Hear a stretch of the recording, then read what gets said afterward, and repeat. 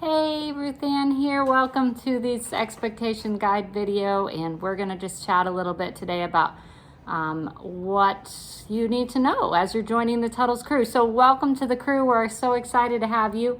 If we were sitting in orientation together, I would ask you to share your favorite farm memory. So think back to when you were a kid, as an adult. What has been a memory you've had of being at the farm or being out in the country? And just think about that for a second.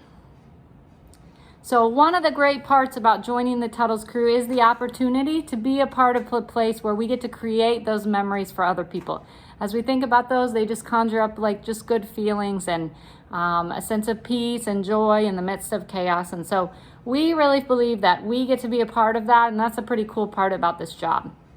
And so as you're joining this crew, I just want you to get excited for that. I want to commend you for having the courage in the midst of this challenging year to take that on, and to it's a hard thing sometimes to care not only for ourselves but for those around us, and by very nature of you being a part of the Tuttles team, it tells me that you're the kind of person who wants to take on that challenge. So we recognize that. We just say welcome to the crew, and this is just a really cool part about this job. So as we look at this expectations guide together, one of the questions I'd like to ask is, what are the hardest expectations to meet? And so as we think about it, we just want to look at, and I think some of the hardest expectations to meet are the ones we don't know about, right? And so we really believe no one signs up for a job because they want to be bad at their job. They don't want to be a great coworker. They want to be kind of an average employee, or they don't.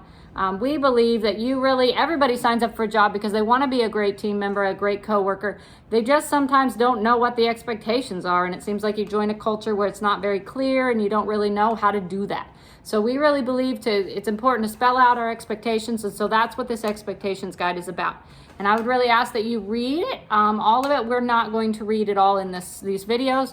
Look through that, because that really is the game plan and the blueprint if you want to be a great member of the Tuttles crew, how to do that. On the first page, you'll see there's some contact information, and that contact information is just helpful for you to reach us as a family. We really are here to serve you, to help you have a great experience working at Tuttles. That is one of our most important priorities. And also, you're going to get the contact information for your manager, as well as the scheduling coordinator for your area. So you can also communicate with them by 7 shifts. There's a way that you can message them directly, as well as me, and you have some of our contact information. I do want to set the expectation that we believe our managers should have a life outside of work. So if you text them maybe on a Sunday or a time outside of their shift, they might not get back to you until their shift, because the same with email. There's not an expectation that they would check their email when they're at home, for example. So we are here to serve you and help you, and we hope we can do that in whatever way we can to help you have a great experience. We have chosen you because we really believe that you can be an exceptional staff member, an exceptional part of this team. Almost every year, Tuttles has way more applicants than what we can hire. And so we really take seriously that we believe you want to work on a team that's above average. And we have chosen you for this team because we really believe you can do that. We believe that you can be a part of this really great crew, that you exhibit some of the values that we feel like are important. And so welcome to the crew, and we're thankful to have you here. So as we look at this guide, it says it is our responsibility to exceed guests' expectations. So as we look at that, we just want to think about how can we do that. And so I want you to take a second with maybe a pencil and paper, if you have that there, just in your head. Think about what are the things people expect when they come to an apple orchard. So you might write down things like apples, pumpkin, cider, donuts, the lines not be too long, people be friendly, that it would be clean, that these kinds of things, right?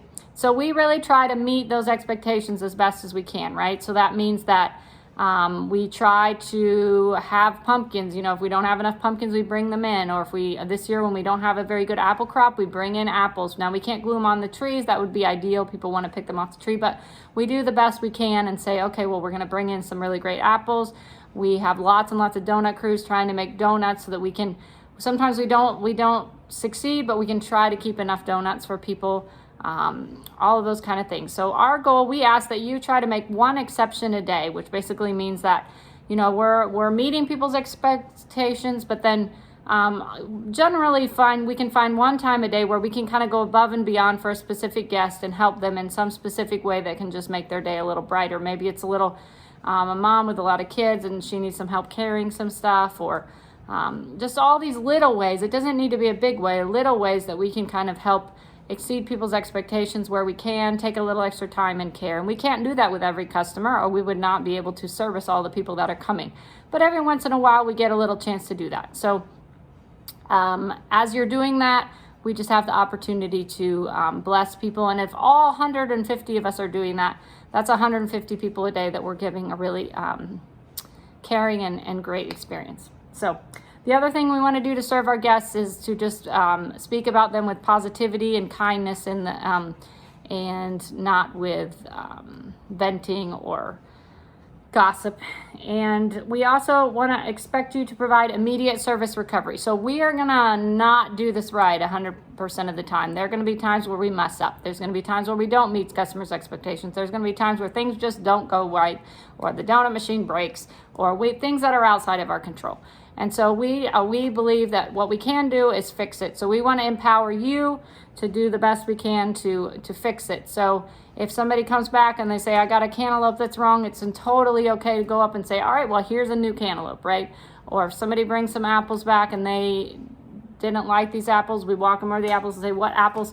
Okay, let's try some of these and figure out which apple would be a good fit for you. So those kinds of things. We also have the opportunity to have little vouchers that your team leads will have, where they can things like a free slushie, free donut, free play area pass, those kinds of things that can help to give people a little something when something goes awry. So we want you, apologize. We really try to err on the side of saying, oh, I'm sorry, that's frustrating, let me fix it for you as best we can. Obviously, we don't want you to put yourself in a situation you don't feel comfortable with.